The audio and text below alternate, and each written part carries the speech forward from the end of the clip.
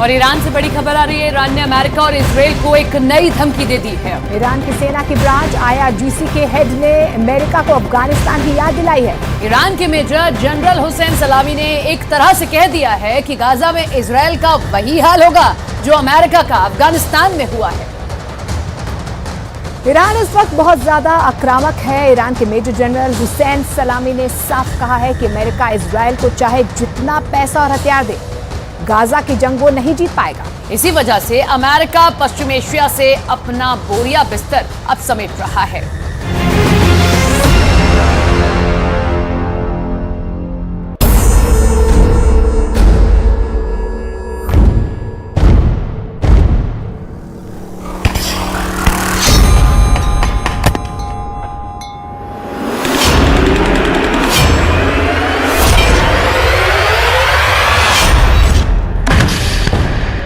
Iran के war game का पूरा प्लान सामने आ गया है।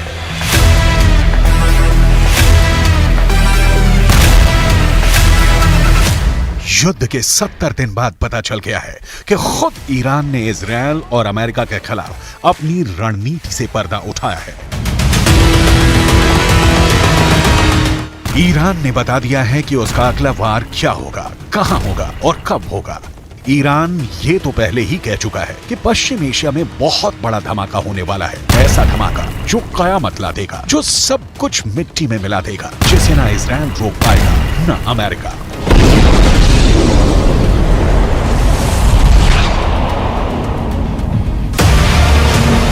पर अब ईरान ने जो कहा है उसने अमेरिका और इजराइल की सांस हलक मिला दी है। ईरान की सेना की ब्रांच IRGC यानी इस्लामिक रिवॉल्यूशनरी गार्ड कोर के प्रमुख ने पूरी दुनिया के सामने सीना ठोक कर साफ साफ कहा है कि गाजा की लड़ाई तो बहुत छोटी है। ईरान का मकसद इजराइल को बहुत बड़ी जंग में घसीटने का है। इतनी बड़ी और पेचीदा जंग जिससे इजराइल और उसका दोस्त अमेरिका जितना बाहर निकलने की कोशिश करें, उतना ही दलदल की तरफ फंसते चले जाएं।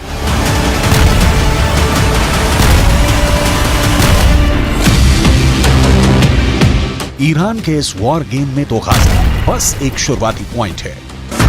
ईरान की साजिशों का जाल गाजा से शुरू होकर इजराइल के पड़ोसी देशों लेबनान, सीरिया, इराक और इजराइल के दक्षिण में मीलों दूर बसे यमन तक फैला हुआ है। ईरान गाजा में तो हमास के पीछे खड़ा ही है। वो लेबनान में चरमपंथी संगठन हिजबुल्लाह से भी इजराइल पर हमला करवा रहा है। और इजराइल के दूसरे पड़ोसी देश सीरिया में तो खुद ईरान मौजूद है। उसने वहां से इजराइल को घेर रखा है। सीरिया और इजराइल के बीच भी आए दिन हवाई हमलों की खबरें आ रही हैं। और कुछ वक्त पहले इस लड़ाई में ताजा एंट्री हुई है यमन के हूथी विद्रोहियों की। अमेरिका ने अपने एयरक्राफ्ट कैरियर, लड़ाकू विमान और मिसाइल डिफेंस सिस्टम पश्चिम एशिया में तैनात किए, तो ईरान ने यमन में अपने समर्थन वाले हूथी विद्रोहियों को इजराइल के पीछे छोड़ दिया। हूथी विद्रोही फिलिस्तीनियों का साथ देने के नाम पर इजराइल पर मिसाइल छोड़े जा रहे हैं। हूथी विद्रोहियों ने तो यमन के बगल में मौजूद लाल सागर को भी जंग का अखाड़ा बना दिया है। वो वहां से गुजरने वाले हर जहाज पर हमले कर रहे हैं।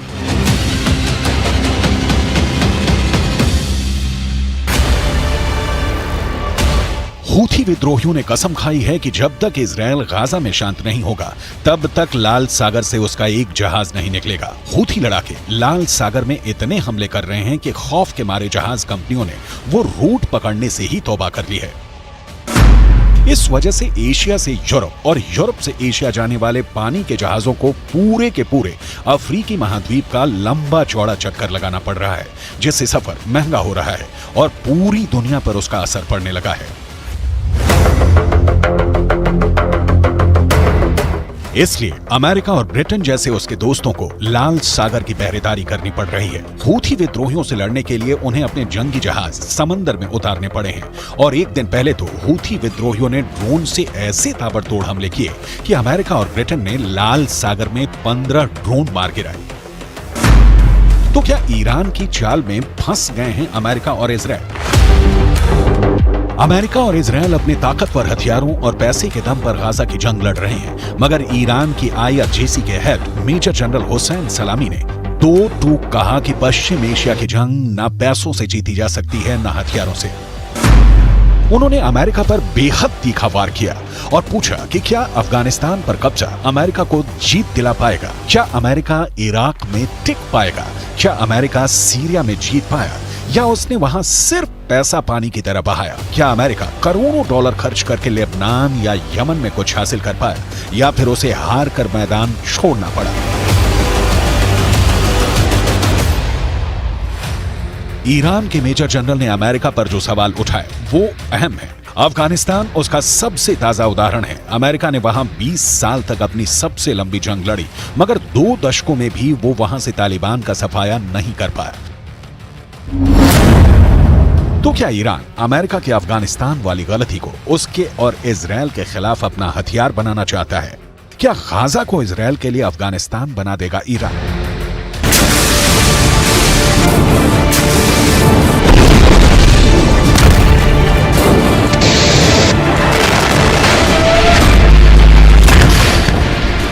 क्या ईरान इजरायल का वही हश्र करने वाला है जो इराक, अफगानिस्तान और सीरिया में अमेरिका का हुआ?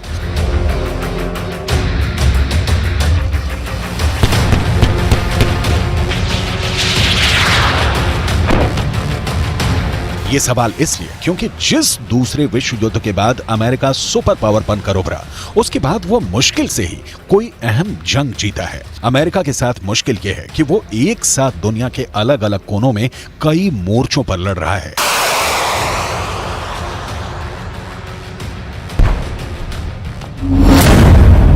गाजा की जंग में इजरायल का साथ देकर वो वहां फंस गया है। उसके पड़ोसी सीरिया में अमेरिका आतंकी संगठन ISIS के खात्मे में लगा है। इराक में भी उसका मकसद यही है।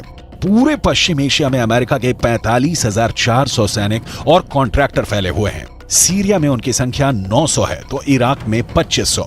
पश्चिम एशिया के छोटे से देश कुवैत में अमेरिका के सबसे ज्यादा 13,500 सैनिक मौजूद हैं। अमेरिका 1991 से ही वहां है। वहीं बहरीन में 9,000, कतर में 8,000, UAE में 3500, ओमान में 200। तो अपने पुराने साथी सऊदी अरब में अमेरिका ने 2700 जवान उतारे हुए हैं। जॉर्डन में 2,936 और इजरायल में भी अमेरिका के जवान हैं, पर उनकी संख्या साफ नहीं है। और 2 साल से अमेरिका के सिर पर यूक्रेन को भी रूस से जिताने का दबाव है, क्योंकि अगर पुतिन ने यूक्रेन जीत लिया तो पूरे के पूरे नाटो के लिए खतरा खड़ा हो जाएगा।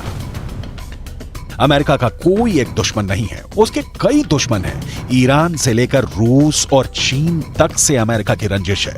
यही वजह है कि अमेरिका एक साथ कई फ्रंट पर उलझा हुआ है और उस पर अचानक शुरू हुए गाजा के युद्ध ने उसकी मुश्किल बढ़ा दी है। अमेरिका के पास भले ही ताकतवर सेना है, एक से बढ़कर एक घातक हथियार है, परमाणु बम तक है, मगर जंग लड़ने के लिए जो वक्त चाहिए बस वो ही अमेरिका के पास नहीं है। पर हमास के पास वक्त ही वक्त है। उसके लिए ये जीने मरने का सवाल है। उसे बस लड़ना है, फिर चाहे जंग बरसों तक चले। 2 महीने तो बीत ही चुके हैं, लेकिन अमेरिका को जल्द से जल्द गाजा से निकलकर दूसरी जगह अपने दुश्मन का काम तमाम करने जाना है। इसी वजह से कुछ दिनों से अमेरिका और इजरायल की मीडिया में खबर चल रही है कि अमेरिका ने इजरायल को इस महीने के आखिरी तक जंग खत्म करने की डेडलाइन दे दी है। अमेरिका के इस कमजोरी से ईरान अच्छी तरह वाकिफ है और इसी बात का फायदा उठाकर वो गाजा में अमेरिका को फंसाना चाहता है।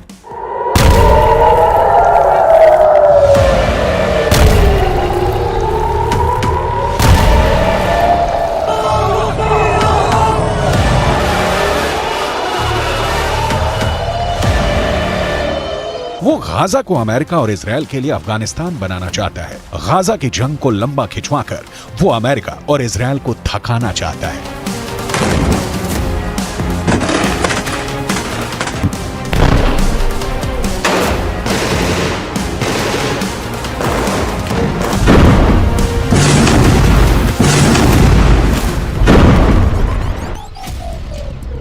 ईरान के पीछे रूस और चीन जैसे अमेरिका के जानी दुश्मन भी खड़े हैं, जिनके पास परमाणु हथियारों का जखीरा है। रूस के पास दुनिया में सबसे ज्यादा परमाणु बम है। उसके परमाणु बमों की संख्या 5,889 है। यह आंकड़ा अमेरिका के परमाणु हथियारों से भी ज्यादा है। अमेरिका के पास 5,224 परमाणु बम है और उसके साथ ही इजरायल के पास महज 90। वहीं रूस के साथ ही चीन के पास 410 परमाणु बम है और संयुक्त राष्ट्र की न्यूक्लियर एजेंसी IAEA आशंका जता चुकी है कि ईरान इतना यूरेनियम जुटा चुका है कि सिर्फ 12 दिन में परमाणु बम बना सकता है।